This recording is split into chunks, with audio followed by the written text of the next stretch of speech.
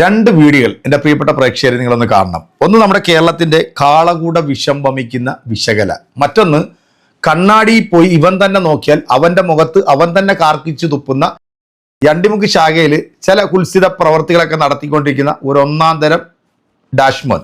തോക്ക് സമയം ഞാൻ പറയാൻ നിങ്ങൾക്കറിയാമല്ലോ, സംഘപരിവാറിനെ എവിടെ കിട്ടിയാലും തലങ്ങും വിലങ്ങും വലിച്ചു കീറി ഭിത്തിയിലൊട്ടിക്കുന്ന ഒരു കറ തീർന്ന RSSകാരനാണ്. പക്ഷെ കേരളത്തിലെയോ അല്ലെങ്കിൽ ഇന്ത്യയിലെയോ BJPയോ RSSന്റെ പ്രവർത്തികളെ അംഗീകരിക്കാത്ത ഒരു വ്യക്തിയാണ് ഈ തോക്ക് സ്വാമി.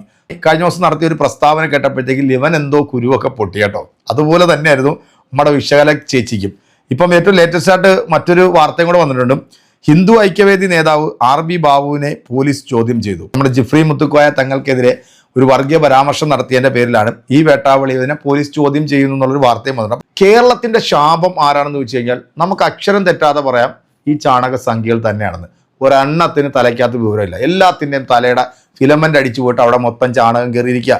ഇവനെ പോലുള്ള ക്ഷുദ്രവാണങ്ങളുണ്ടല്ലോ നമ്മുടെ പൊതുസമൂഹത്തിന് പൊതുശല്യമായി പ്രഖ്യാപിച്ചുകൊണ്ട് ഇവനെയൊക്കെ എടുത്ത് ഏതെങ്കിലും ഊളംപാറയെ കൊണ്ടിട്ട് നല്ല രീതിയിൽ വല്ല ഷോക്ക് ട്രീറ്റ്മെന്റ് ഒക്കെ കൊടുത്ത് അവിടെ ഇടണം. ഇവന്റെ വീഡിയോ കയറി നോക്കിക്കഴിഞ്ഞാൽ ഒരെണ്ണത്തിനകത്തും ഈ വർഗീയത പറയാത്ത വീഡിയോ ഇല്ല. നമ്മൾ സംഘപരിവാറിനെ പറയുമ്പോഴത്തേക്ക് ഈ വെട്ടാവളിയന്മാർ വന്നിട്ട് പറയും ഹിന്ദുക്കളെ പറഞ്ഞ് ഹിന്ദു സമൂഹത്തെ അവഹേളിച്ചു. എടാ, തലയ്ക്കകത്ത് ബോധമുള്ള ഇവിടുത്തെ ഒരൊറ്റ ഹൈന്ദവനും എൻ്റെ വീഡിയോ കണ്ടിട്ട് അത് വർഗീയതയാണ് പറയുന്നതെന്ന് പറയത്തില്ല. കാരണം എനിക്ക് ഒരുപാട് സുഹൃത്തുക്കളുണ്ട്, അവരൊക്കെ എൻ്റെ വീഡിയോ കാണാറുണ്ട്, എനിക്ക് കുറേ കാര്യങ്ങൾ പറഞ്ഞു തരാറുണ്ട്. അതുകൊണ്ട് നിൻ്റെ ഒന്നും സർട്ടിഫിക്കറ്റ് എനിക്ക് വേണ്ട.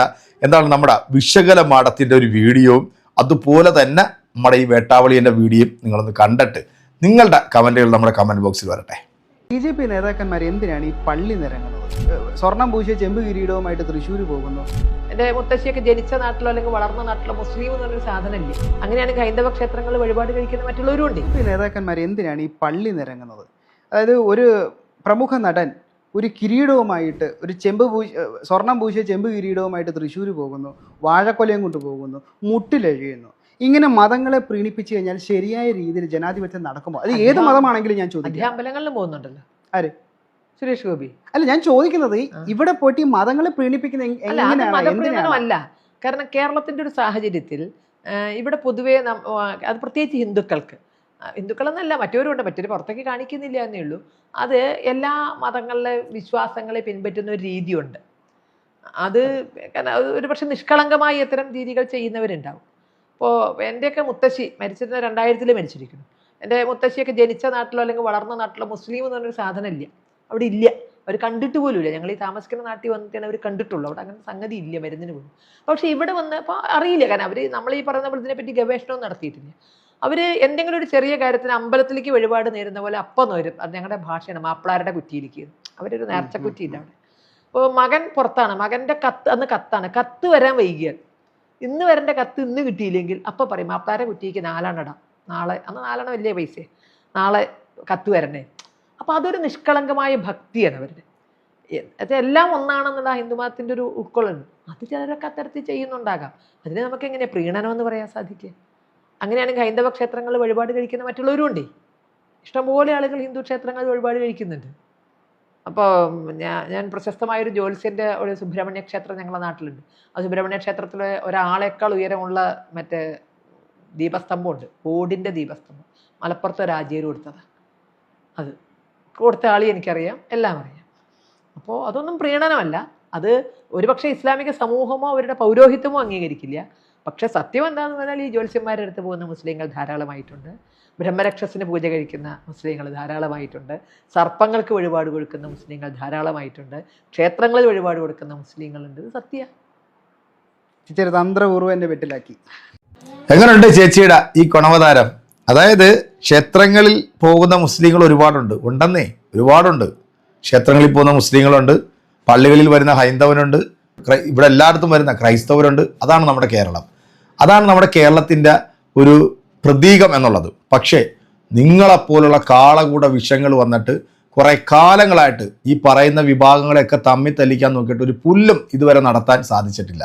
ഇനി ഈ വേട്ടാവളിയുണ്ടല്ലോ, നമ്മുടെ തോക്ക് സ്വാമി ഒരു കാര്യം പറഞ്ഞു, അതിന് ഒരു മറുപടിയായിട്ടാണ് ഈ ലൗണ്ടോക്കി മോൻ വന്നിരിക്കുന്നത്. ഇതെങ്ങാനും തോക്ക് സ്വാമി കേട്ടാൽ കുനിച്ചു നിർത്തി ഇവൻ്റെ കൂമ്പിന് അയാൾ ഇടിക്കും. കാരണം അതിന് ഉള്ള ആംബിയർ തോക്ക് സ്വാമിക്കുണ്ട്. എങ്ങാനും അബദ്ധവശാലെങ്കിലും നീ അയാളുടെ കണ്ണിൽ പോയി പെടാതെ ഏതെങ്കിലും മൂലക്ക് കയറി ഇരുന്നുണ്ട് വീഡിയോ ചെയ്ത് സമാധാനിച്ചോ കേട്ടാ. കണ്ടോ. ഈ ക്രിസ്ത്യാനികളെ പറ്റി വർഗീയത പറയുമ്പോൾ ആദ്യം എടുത്ത് കയ്യിൽ പിടിക്കുന്ന മൊബൈൽ ആരുണ്ടാക്കിയതാണ്? പാച്ചനും ചങ്കരനും വല്ലതും ആണോ?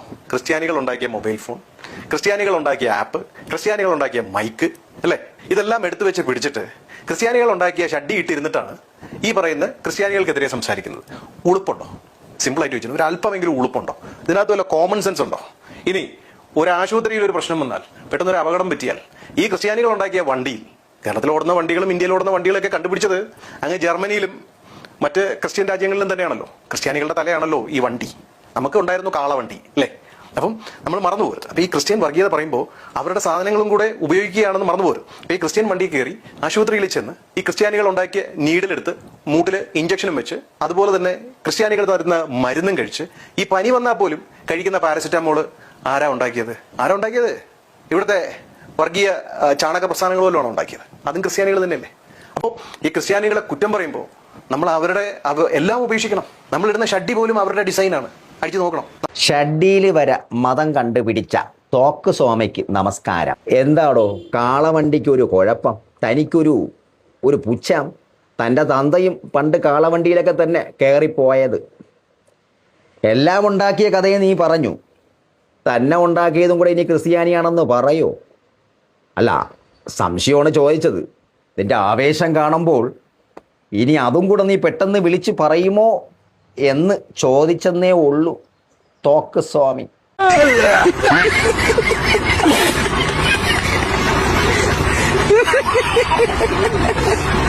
ഇതെങ്ങാനും നേരിട്ട് തോക്ക് സ്വാമിയോട് ചോദിച്ചാൽ തോക്ക് സ്വാമിയെ ഉണ്ടാക്കിയത് ആരാണെന്നും നിന്നെ ഉണ്ടാക്കിയത് ആരാണെന്നും കൃത്യമായിട്ട് തോക്ക് സ്വാമി പറഞ്ഞുതരും. രണ്ടിമുക്ക് ശാഖയിൽ പോയി അവിടെ കിടന്ന് ഇവിടെ വന്നിരുന്നുണ്ട് ഈ കണാ ഗുണ പറയാനല്ലാതെ നിനക്ക് വേറെ എന്തെങ്കിലും അറിയാവാ? ഇവിടെ വിശകല അമ്മായി ആണെങ്കിലും ദൈവനാണെങ്കിലും അല്ലെങ്കിൽ ഈ വിഭാഗത്തിൽപ്പെട്ടവരാണെങ്കിലും എല്ലാം ഈ ക്രൈസ്തവനെ കുറിച്ചും യേശുവിനെ കുറിച്ച് പറഞ്ഞൊക്കെ നമ്മൾ കേട്ടിട്ടുണ്ടല്ലേ. അപരമത വിദ്വേഷം പറയലാണ് ഇവിടുത്തെ സംഘപരിവാറിന്റെ മെയിൻ അജണ്ട. അല്ലെങ്കിൽ ഈ കുത്തിത്തിരിപ്പുണ്ടാക്കുന്ന ഈ വൃത്തികെട്ടവന്മാരുടെയൊക്കെ സ്ഥിരം പല്ലവി. ഇതൊക്കെ കേട്ട് കേരളത്തിലെ പൊതുസമൂഹം മടുത്തെന്ന് വേണം പറയാൻ. നിങ്ങളിങ്ങനെ പറയും തോറും ഇവർ നിങ്ങളെ വെറുക്കുന്നതല്ലാതെ ഒരാൾ പോലും നിങ്ങളെ അനുകൂലിച്ചുകൊണ്ട് ആരെങ്കിലും ഒരാൾ വന്നിട്ട് വീഡിയോ ചെയ്യുന്ന എവിടെയെങ്കിലും കണ്ടിട്ടുണ്ടാകും. ഇപ്പൊ ഈ വിശകല ആയിക്കോട്ടെ, അല്ലെങ്കിൽ ഈ പറയുന്ന മരപ്പൊട്ടനായിക്കോട്ടെ, ഇവന്മാരെ കുറിച്ച് അല്ലെങ്കിൽ ഇവർ പറയുന്ന ആശയങ്ങളെ കുറിച്ച് അല്ലെങ്കിൽ ഇവർ ചെയ്യുന്ന വീഡിയോകളെ കുറിച്ചിട്ട് ആരെങ്കിലും വന്നിട്ട് നല്ലത് പറയുന്നത് എവിടെയെങ്കിലും കേട്ടോ? സംഘികൾ പോലും പറയത്തില്ല. കാരണം അതാണ് ഇവന്റെയൊക്കെ ക്വാളിറ്റി എന്നുള്ളത്.